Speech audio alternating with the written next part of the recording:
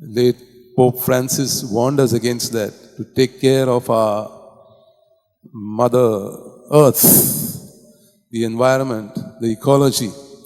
The same planet which supports us, we are destroying it, destroying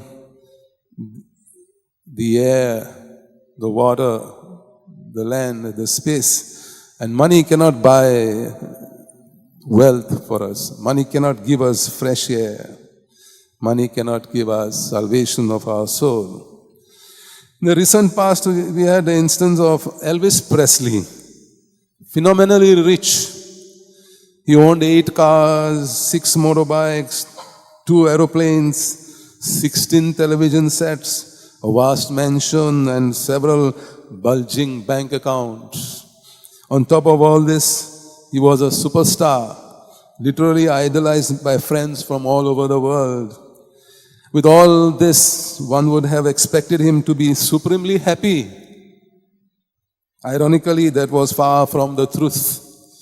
In spite of fame, wealth, and success, Elvis Presley experienced within himself a spiritual malaise, an emptiness, a misery, and would often complain of both loneliness and boredom.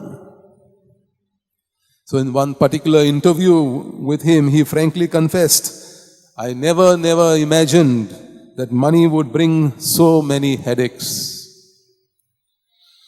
Then reporters tell us that one who worried most about was Elvis's mother, his dear mother. She could not bear to see her handsome, talented, and charismatic son so fearful and depressed at the age of 22. It was as though some kind of diabolical octopus has trapped him with vice-like tentacles and was gradually and vengefully crushing him to an untimely and tragic end. Said the heartbroken mother, "I never wanted this for my dear son. I simply wanted him to come home, buy a furniture store, get married, and have children." Sadly, as we all know, the end came sooner than later, and he died at the premature age of 42, leaving the entire world speechless with shock and benumbed with grief. The world has lost an idol, the music world lost a superstar.